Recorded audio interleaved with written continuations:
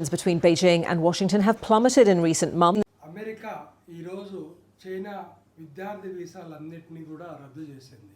ప్రతి సంవత్సరము మన దగ్గర నుంచి దాదాపుగా 2 లక్షల స్టూడెంట్స్ అమెరికా వెళ్తే చైనా నుంచి దాదాపుగా 3 లక్షల మంది స్టూడెంట్స్ అమెరికాకి వెళ్తారు. అంటే 5 లక్షల యావరేజ్గా ప్రతి సంవత్సరం 5 లక్షల మంది స్టూడెంట్స్ మన 2 దేశాల నుంచి వెళ్తారు. అంటే ఒక్కొక్కరు ఒక స్టూడెంట్ నుంచి వాళ్ళ కాలేజీలకు యావరేజ్గా సరాసరిగా 50 లక్షల రూపాయలు పే చేయాల్సి వస్తుంది. 50 లక్షల రూపాయలు పే చేయడం అంటే 6 లక్షల మందికి దాదాపుగా 3 లక్షల కోట్ల రూపాయలు మన 2 దేశాల నుంచి అమెరికాకు ప్రతి సంవత్సరం పే చేస్తున్నాం మనం.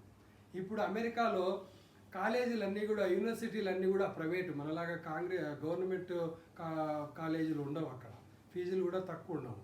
సో అక్కడ మొత్తం కాలేజీలన్నీ చాలా వరకు విదేశీ విద్యార్థుల ఫీజులతోటే బ్రతుకుతున్నాయి అక్కడ.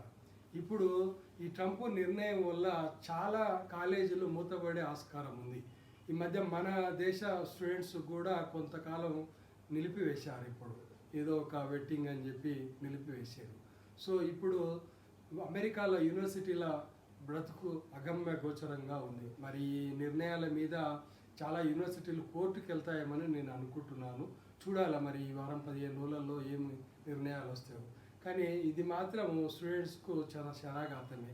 అమెరికా ఎందుకు తీసుకుంటుంది నిర్ణయాలు అంటే చైనా మీద కక్షతోటి టారిఫ్లు ఎన్ని విధించినా చైనా దిగిరాకపోయేసరికి ఇలాంటి చర్యలకు ఉపక్రమించింది అమెరికా.